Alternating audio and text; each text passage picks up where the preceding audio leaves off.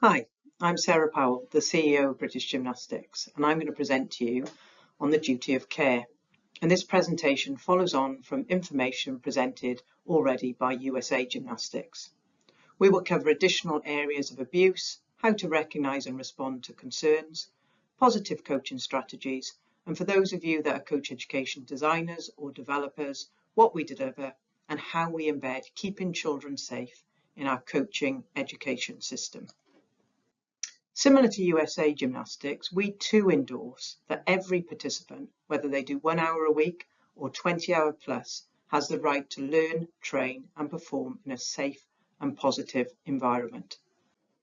In the UK, we use the term duty of care to describe the responsibilities coaches have to children and vulnerable adults when taking part in sport or physical activity. It is a legal responsibility to protect children and vulnerable adults against threat, harm or danger, and to ensure they are treated fairly, with dignity and respect when taking part in any gymnastics-related activities. This could be at training, competition, club events such as displays, or on enrichment trips or excursions. The coach or the coaches act in loco parentis, which translates to in place of the parent or the carer, where they take full responsibility for a child when they are in their care. Of course, it is a big responsibility, which we as an organisation do not shy away from, and we go to every effort to help coaches in the UK understand their responsibilities. Later in this presentation, I will be describing how we do this within our current education framework. Within the term of duty of care, we at British Gymnastics have identified different categories that we specifically cover both in our policies and education, with the aim of being to guide safe, fair and best practice in our sport. These categories are all linked. For example, by meeting best practice guidelines in safeguarding and welfare, and by ensuring coaching practice is in line with our standards of conduct. Coaches are more likely to foster positive relationships and positive environments. Throughout our coach education framework, we use these headline topics to design and deliver various models of learning for our coaches. For those of you who are listening who are involved in coach education framework or course design, we encourage you to consider a similar framework to assist you in ensuring the effective development of coaches in this area. Under safeguarding and welfare, we recognise 5 areas of abuse. Similar to the USA, we recognise physical, sexual and emotional abuse, but we also include neglect and bullying as forms of abuse in the UK. Neglect occurs when a coach fails to persistently meet a child's basic physical and emotional needs, which is likely to result in a negative impact to the child's health and or their development. Neglect may involve failing to provide adequate food, water, clothing, and protection from other forms of abuse. It may also include failure to properly supervise participants during training sessions or activities, or it could be not allowing access to appropriate medical care or treatment.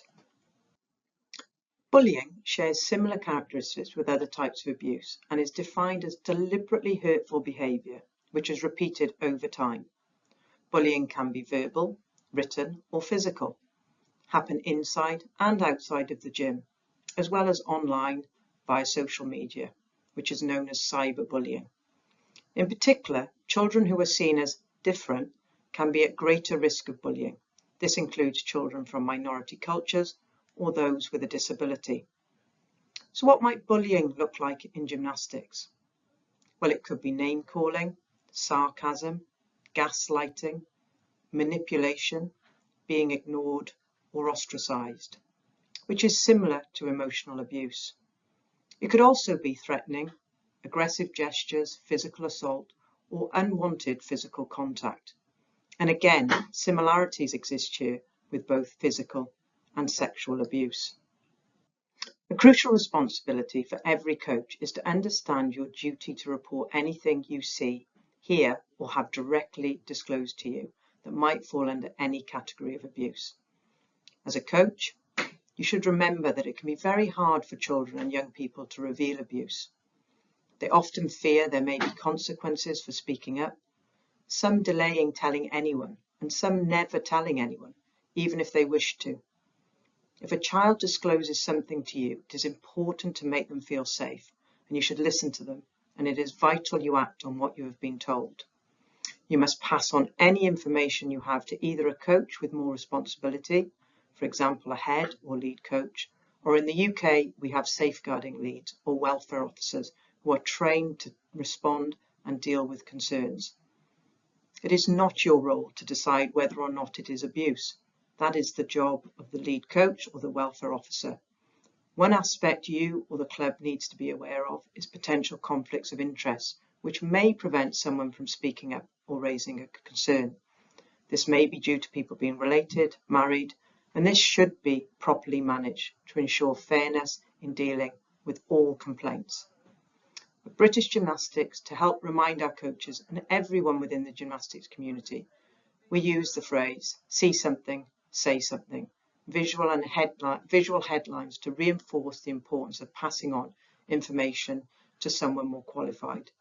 This is embedded throughout our coaching and welfare education training.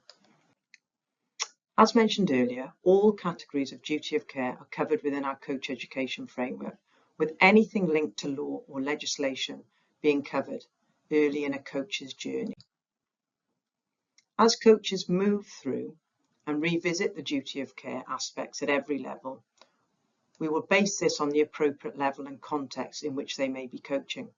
For example, a level 1 coach working 1 hour a week is not going to cover the level of detail of a coach that might be working at level 4 or level 5 who may have a gymnast on national teams who may be travelling internationally. To us at British Gymnastics, positive coaches is about ensuring holistic development, an approach which focuses on improving and supporting the development of the whole person, seeing and acknowledging those whom we coach as people, humans with many talents and qualities, not seeing them purely as a gymnast. This approach will more likely develop a healthy, confident and balanced individual who can not only achieve goals as a gymnast, but also will become a healthy, confident, balanced and successful adult. We recognise this isn't always easy. There will be different and sometimes conflicting motivations and goals of various people, such as the gymnast, the coach, and possibly parents, that can influence and put pressure on coaches to achieve particular results. Coaches must be aware of this because standards of ethics and safety must never be compromised in the pursuit of a goal. We must always remember we have a duty of care to keep our participants from threat, harm or danger. This has to be more important than the achievement of any skill, combination, performance or a medal. Continuing to build on the theme of positive coaching strategies. In addition to the methods already presented by USA Gymnastics regarding showing care, supporting, encouraging and empowering to help positive coaching environments and relationships, there are multiple strategies you can use. Knowing yourself is an important place to start and something that we advocate. Strategies that help you know yourself are ways of reflecting, through mentoring, peer observation, and committing to your own continued professional development. Reflection is about taking the time to evaluate your coaching behaviours, your interactions with your gymnasts, and your emotions during challenging scenarios. This allows you to keep yourself, what we'd say, in check, and alter any behaviours or seek support if required. Mentoring can be invaluable if you can identify someone who role models a coaching philosophy that supports children's duty of care. By observing mentors and peers, you can start to understand what good practice looks like, to try and make changes or adaptations in your own coaching. Lastly, identifying what you need to do to improve yourself and committing to continued development will be critical in helping you be a positive, ethical and effective coach. Other important strategies that we promote can be focused around knowing your participant. By understanding your participant, you can better cater for their needs and you can support them during times of frustration, stress, or challenge. Communication with and observation of your gymnast can help you learn about them, and by having more open conversations, you can help them become better at expressing important feelings and emotions. Gaining feedback from your gymnast, your mentors, your peers, and other people in your environment about your coach-athlete relationship and where improvements can be made may also help you identify areas for your own improvement. So let's summarise the key take-home messages. For coaches, the duty of care is a critical responsibility, and duty of care should never be compromised in the pursuit of any goal. There are various strategies you can use to help you maintain safe, positive environments and relationships. And you have a serious responsibility to report any concerns or disclosures. For those of you that are framework designers or education developers, an effective method is to ensure that duty of care is embedded into every course, ensuring learning and knowledge is reinforced and continually updated as coaches develop and culture changes. Thank you very much for listening. I hope you have found this useful. If you want to find out any more information about the work that we're doing at British Gymnastics, please follow the links below.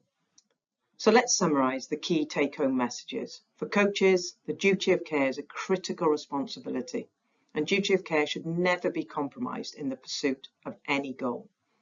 There are various strategies you can use to help you maintain safe, positive environments and relationships. And you have a serious responsibility to report any concerns or disclosures. For those of you that are framework designers or education developers, an effective method is to ensure that duty of care is embedded into every course, ensuring learning and knowledge is reinforced and continually updated as coaches develop and culture changes. Thank you very much for listening. I hope you have found this useful. If you want to find out any more information about the work that we're doing at British Gymnastics, please follow the links below.